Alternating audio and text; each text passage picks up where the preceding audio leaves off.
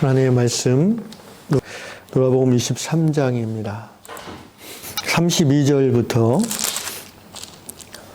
43절까지 읽겠습니다. 제가 한 절, 여러분이 한 절 교독합시다. 또 다른 두 행악자도 사형을 받게 되어 예수와 함께 끌려가니라.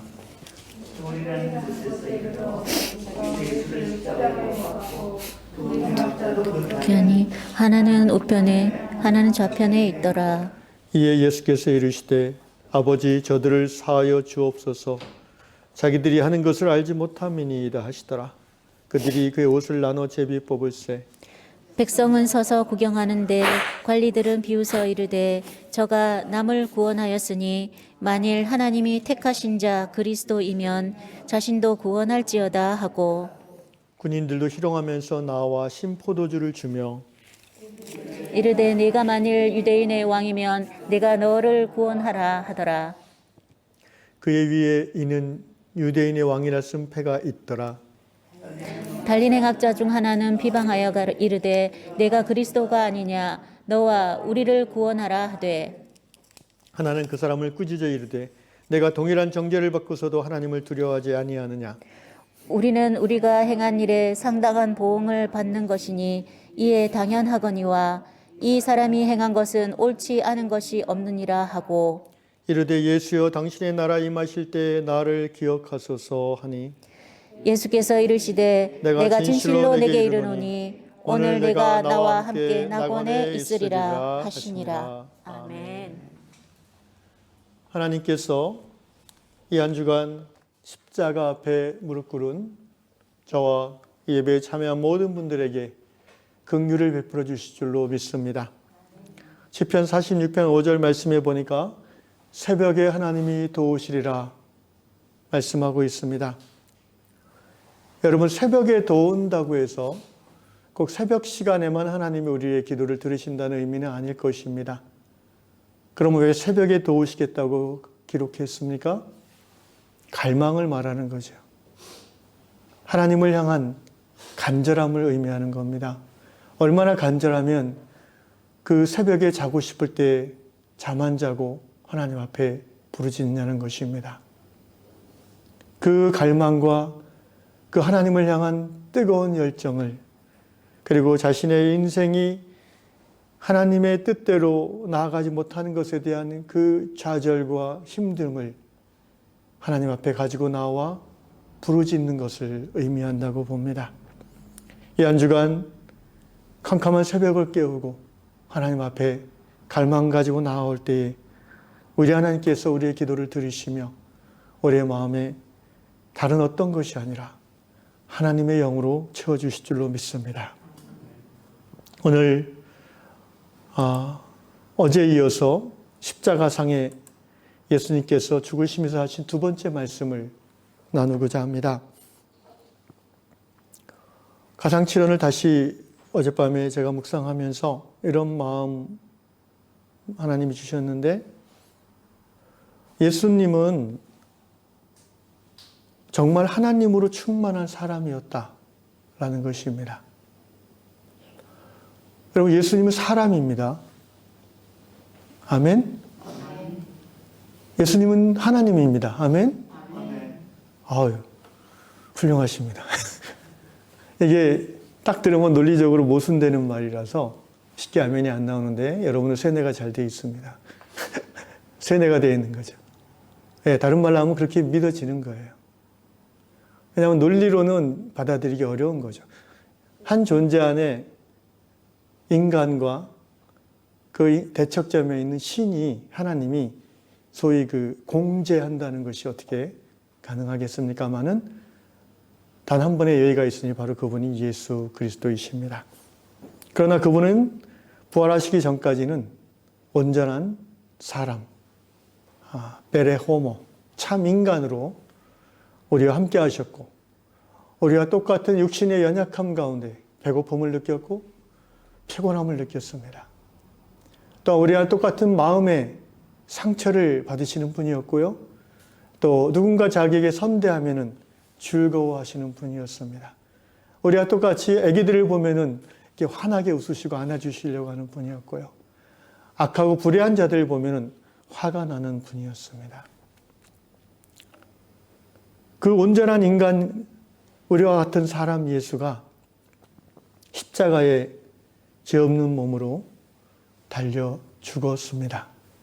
그 당시 유대 종교 권력, 부패한 유대 종교 권력과 로마 정치 권력의 그 틈바구니에서 예수는 가장 비참하고 수치스럽고 불명예스러운 죽음을 당했습니다. 우리가 영화를 보면 예수님이 뭐 하나 가리고 이렇게 십자가에 달려있는 것으로 되어 있는데 실제는 벌거벗긴 채로 달려 있었습니다.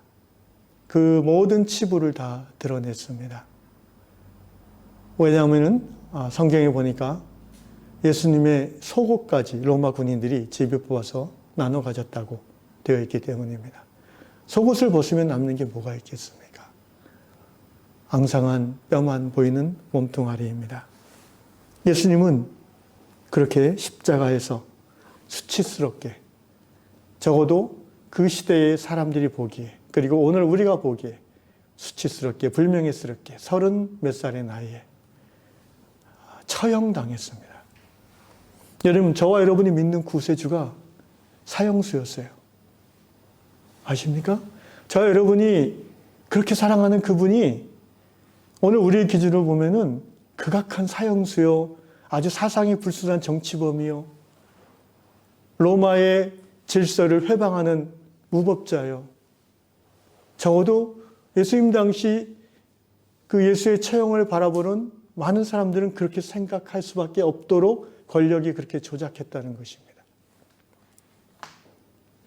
예수님은 그 모든 것을 아셨지만 하나님을 또 받은 바 만민을 구원하시는 십자가의 길을 외면하지 않고 끝까지 하늘 아버지를 소망하고 믿으며 신뢰하며 가셨습니다. 바로 자기 십자가를 지고 묵묵히 도살장에 끌려가는 어린 양처럼 무기력하고 정말 힘없어 보이게. 그래서 고린도전서 1장에서 사도 바울이 그렇게 고백하잖아요. 헬라 사람들은 정말 그 철학자, 지혜로운 자와 같은 메시아를 구하고 유대인들은 능력 있는 메시아를 구하지만 예수님은 전혀 그렇게 보이지 않았다는 거예요. 그래서 외면당했다는 것입니다. 그러나 저와 여러분은 압니다. 하나님의 영원하신 은총 가운데 십자가와 부활을 깨달은 저와 여러분은 압니다.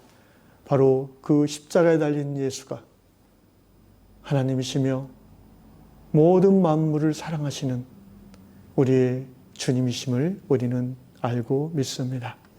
여러분, 예수를 믿는다는 것이 그래서 기적입니다. 정말 신기한 일입니다.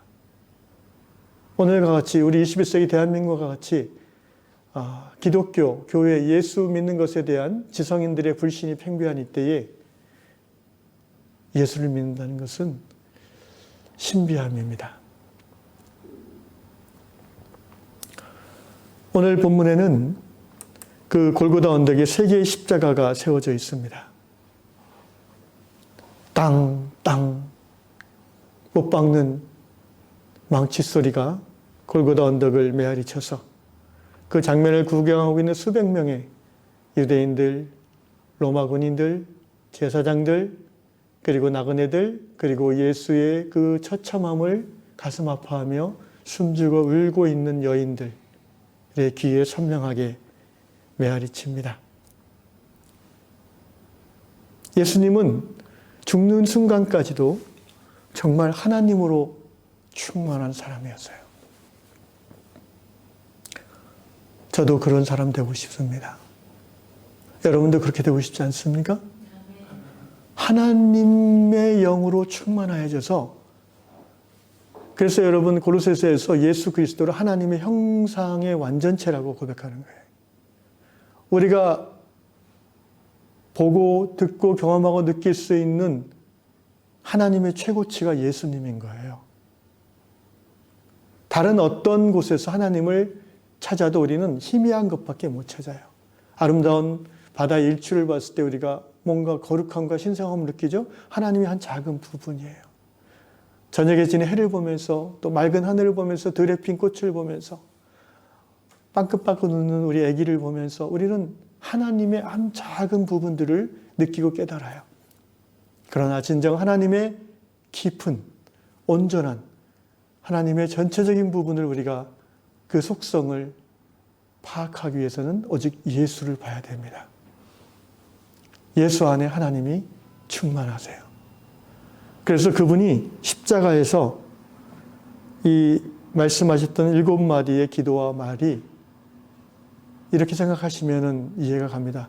아, 정말 하나님으로 충만한 사람의 마지막은 저런 모습이구나라는 것입니다. 첫 번째 말이 어제 말씀 나눴죠. 아버지여 저들을 용서하여 주십시오. 자기를 지금 죽이는 사람들이에요.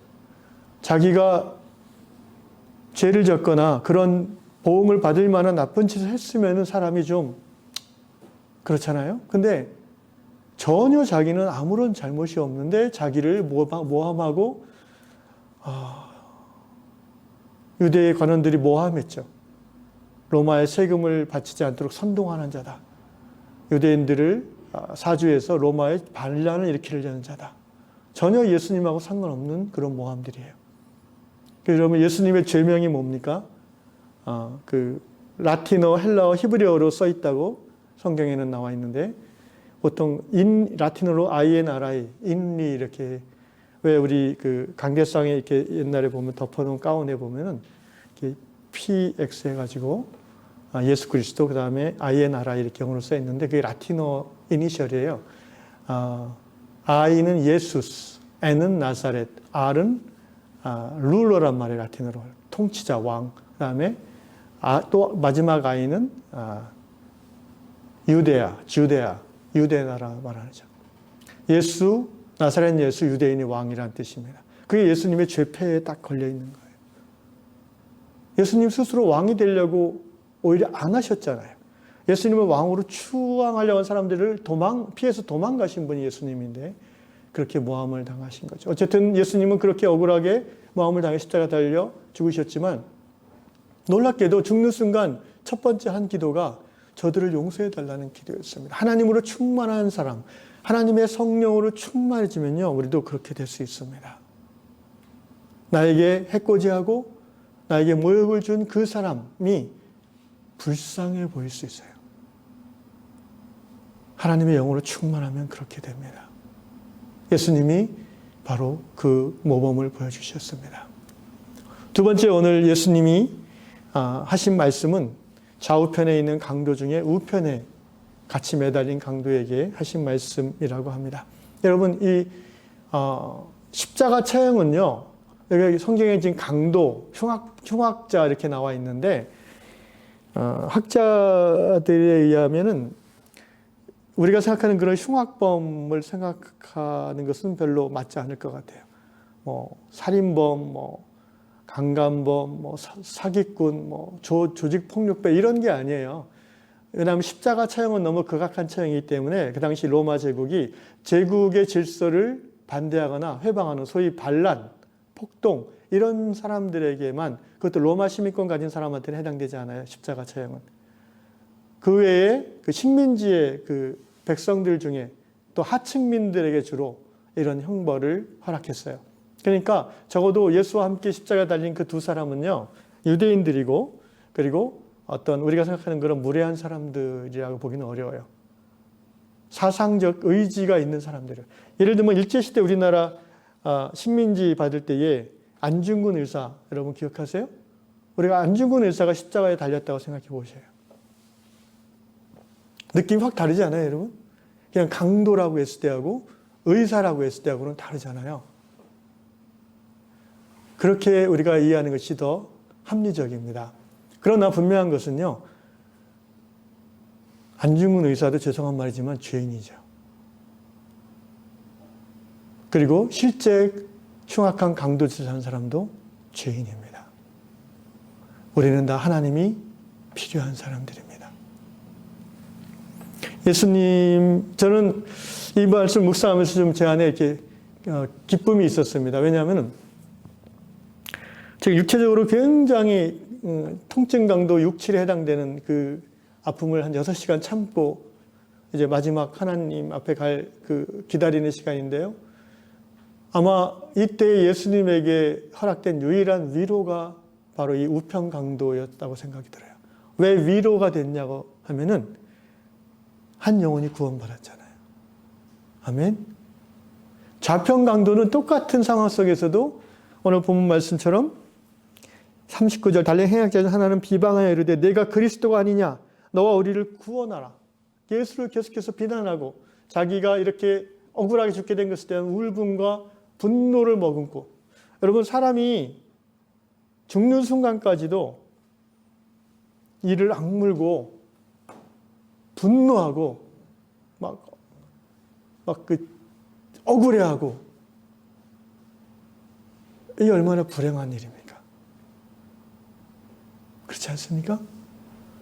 살아있을 때 아득바득 산 것까지는 그렇다 치더라도 적어도 죽는 순간에 이 내가 육신을 가지고 살아있는 이 마지막 시간에는요, 뭔가 그래도 좀 사람답게 편안하게 그렇게 우리가 마무리해야 되지 않겠습니까? 그런데 아무리 많이 배우고 또 나라 위에 독립투쟁했던 그런 들이 할지라도요, 뭔가 이렇게 죽는 순간에 막 그 분에 차서 악에 차서 이것은 정말 아름답지 않은 모습인 것 같아요. 안타까운 모습인 것 같아요. 그런데 놀랍게도 좌편 강도는 그랬는데 똑같이 우편 강도는 어땠어요? 우편 강도는 이 좌편 강도를 이렇게 꾸짖어요. 신기하지 않아요? 너는 네 죄, 아니 우리는 우리 죄값을 받는 것이지만 이분은 죄 없는 분이다. 어떻게 알았을까요? 이 우편 강도가. 이 좌우에 있는 사람들이 둘 다 유대인일 확률이 높아요. 그리고 어느 정도 배움이 있는 사람들이에요. 그러니까 의식이 있고 자기 사상이 있는 사람들이기 때문에 로마에 대한 반대 투쟁을 주도했겠죠. 어렸을 때부터 유대인들은요, 어머니 또는 아버지를 통해서 뭘 들어요? 성경 얘기를 들어요.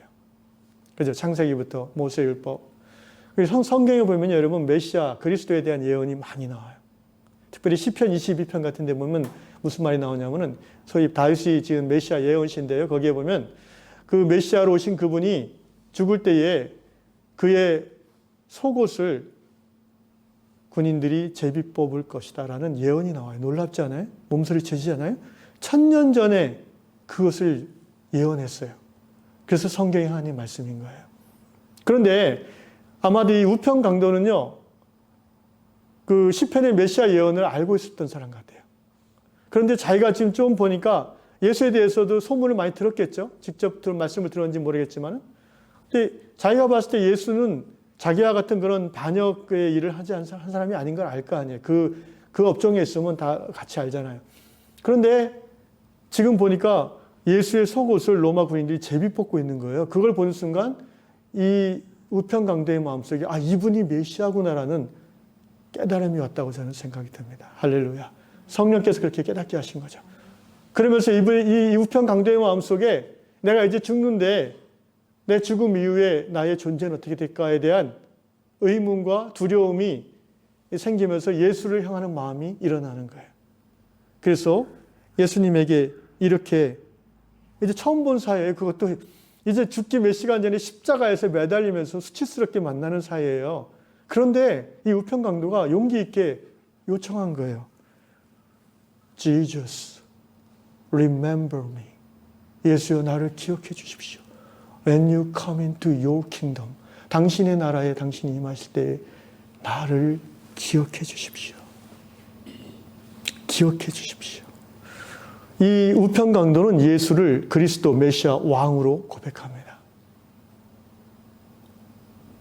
어떤 분들은 이 우편 강도가 구원받은 것을 보면서 죽기 1시간 전에 기도하면 되겠네 이렇게 생각하시는 분들이 있어요. 착각이십니다. 교만함입니다. 하나님이 은혜 주시지 않으면 아무리 선하게 살아도 예수를 주로 고백하기 쉽지 않아요. 여기 우편 강도는요, 어렸을 때부터 복음의 씨앗이, 생명의 씨앗이 유대인으로 태어났다는 한 가지로 쌓여졌다고 봐야 돼요. 그리고 예수와 동시대에 살았다는 하나님의 섭리가 이 사람의 인생에 펼쳐졌잖아요. 동시대에. 같은 지역에. 여러분 그것만 해도 복음, 예수에 대한 이야기를 많이 듣는 거예요. 그러다가 결정적으로 만난 적은 없지만 결정적으로 십자가에서 만났어요. 이제 1시간 후면은 2시간 후면은 예수님은 죽고 자기도 죽어요. 그런데 그 순간 깨달음이 온 거예요. 성령의 은혜죠. 이분이 메시아구나. 이분이 우리를 구원하시는 하나님의 아들이구나. 예수여 당신의 나라에 마실 때 나를 기억하소서. 차마 구원해달라는 말은 못해요. 그죠? 염치가 있어서. 다만 기억해 주시면 좋겠습니다. 저는 예수님께서 그 극도의 고통 중에도 그 속상함 중에도 자기를 둘러싼 지금 모든 사람들이 계속 비아냥거리고 있거든요. 희롱하고 있거든요. 네가 유대인의 왕이면 내려와 봐라. 네가 그리스도냐? 그러면 네 스스로 구원하고 우리도 구원하라라고 밑에 있는 대제사장, 로마 군인들 둘러싼 모든 무리들이 막 야유하고 비난하는데 예수님을 따르던 여인들은 무서워가지고 입 다물고 울고 있는데 딱 한 사람, 자기 바로 옆에 있는 그 사람이 예수를 고백하는 거예요. 예수님의 마음에 저는 큰 위로가 됐다고 생각합니다. 아마 이 말씀하실 때 예수님이 살짝 너무나 힘들어서 얼굴 근육은 굳었겠지만 이렇게 얘기하셨을 것 같아요. 내가 진실로 내게 이르노니 오늘 내가 나와 함께 낙원에 있으리라.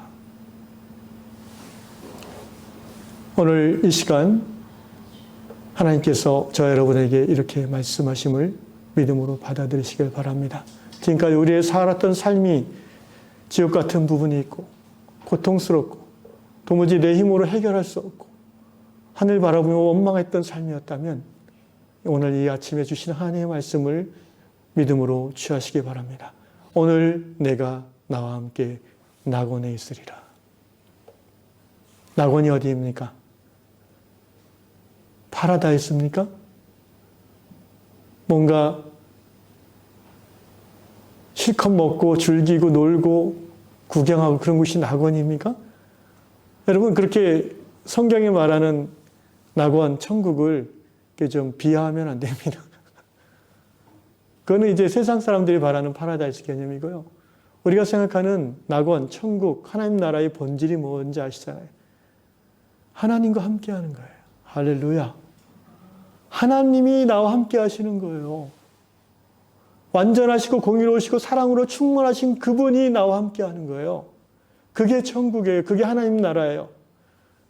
그 하나님을 바라보며 그 하나님의 아름다우심에 감격하여 내 영혼이 하나님 앞에 기쁨으로 나아가는 그 상태가 천국인 거예요.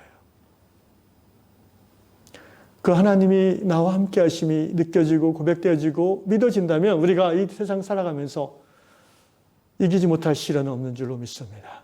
감당치 못할 어려움이 없는 줄로 믿습니다. 어떠한 어려움, 어떠한 두려움, 어떠한 우리를 공격하고 비난해야 되는 그런 악한 세력이라 할지라도 하나님이 나와 함께 하심에 이 확신이 내 안에 있다면 나는 두렵지 않습니다. 내가 감옥에 있다 할지라도 내가 지금 예수님같이 십자가 처형되기 1시간 전이라 할지라도 나는 행복하다고 고백할 수 있는 것입니다. 왜냐하면 하나님은 우리 인생의 그 어떤 고난보다도 크신 분이기 때문에 우리가 느낄 수 있는 어떤 그 두려움보다도 더 깊이 우리에게 안정감을 주시는 분이기 때문입니다. 이 하나님이 나와 함께 한다는 것은 마치 갓난아이가 엄마 품에, 아빠 품에 안겨서 푸근하게 잠드는 것과 같은 그런 감각입니다. 여러분 이 아침에 기도하실 때에 하나님의 임재가